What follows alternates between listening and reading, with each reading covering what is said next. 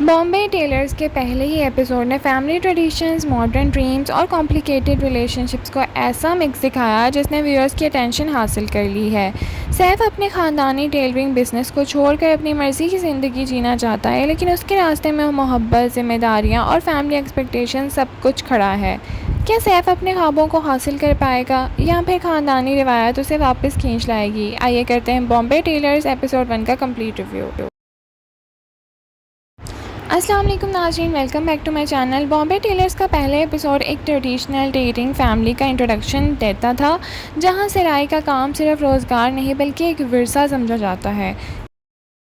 घर के बुजुर्ग चाहते हैं कि अगली नस्ल भी इसी काम के आगे बढ़ाए, लेकिन यहीं से कहानी का सेंट्रल कॉन्फ्लिक्ट शुरू होता है। सैफ एपिसोड का सेंट्रल कैरेक्टर है। वो अपने फैमिली बिजनेस का मुतमिन नहीं है और अपनी पहचान खुद बनाना चाहता है। उसका मानना है कि ज़िंदगी सिर्फ पुश्तैनी काम को कंटिन्यू करने का नाम नहीं है। इसी वजह से उसके और फैमिली के दरमियान नज़रियाती तकरार पैदा होती है। सैफ का कैरेक्टर उन जवानों की नमूनियत की करता है जो अपने ड्रीम्स और फैमिली एक्सपेक्टेशंस के दरमियान फंसे होते हैं। एपिसोड का एक और अहम पहलू है सैफ अली की किरण के साथ शादी। ये रिश्ता मोहब्बत के बजाय फैमिली डिसीजंस का नतीजा लगता है और सैफ इमोशनली इस शादी को एक्सेप्ट करता नज़र नहीं आता। इसी वजह से दोनों के दरमियान डिस्टेंस और ऑकवर्डनेस साफ महसूस होती है और यही कॉन्फ्लिक्ट आगे चलकर कहानी का मेजर पॉइंट बनेगा। जबकि सैफ की शादी किरण से हो चुकी है, उसके दिल फरियाल के लिए धड़कता है।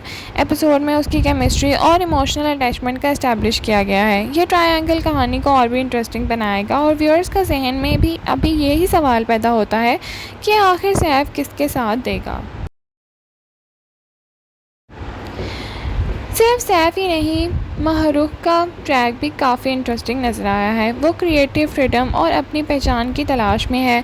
उसका कैरेक्टर सोसाइटी के उन लोगों को रिप्रेजेंट करता है जो ट्रेडिशनल बाउंड्रीज से निकल कर कुछ नया करना चाहते हैं। लगता है कि आने वाले एपिसोड में माहरूख की जर्नी भी कहानी का इम्पोर्टेंट हिस्सा होगी।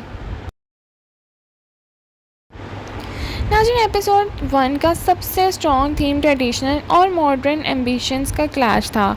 एक तरफ फैमिली वैल्यूज़ और पुश्तैनी विरसा है, जबकि दूसरी तरफ इंडिविजुअल ड्रीम्स और पर्सनल चॉइसेस हैं।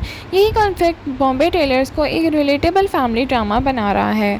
पहले एपिसोड में एक्टर्स ने अपना कैरेक्टर्स को काफ़ी नेचुरली प्रेजेंट किया है। फैमिली सीन्स रियलिस्टिकली दिखाए गए हैं और इमोशनल मोमेंट्स भी इम्पैक्ट क्रिएट करने में कामयाब हुए हैं। डायरेक्शंस और प्रोडक्शंस क्वालिटी में भी काफ़ी पॉलिश नज़र आई है।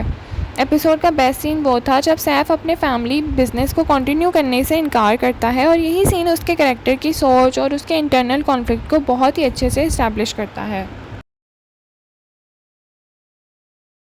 बहरहाल ओवरऑल बात करें तो बॉम्बे टेलर्स एपिसोड 1 एक स्ट्रॉन्ग ओपनिंग एपिसोड था जो फैमिली वैल्यूज़, मोहब्बत और पर्सनल फ्रीडम जैसे थीम्स को इंटरेस्टिंग अंदाज में इंट्रोड्यूस करवा रहा है।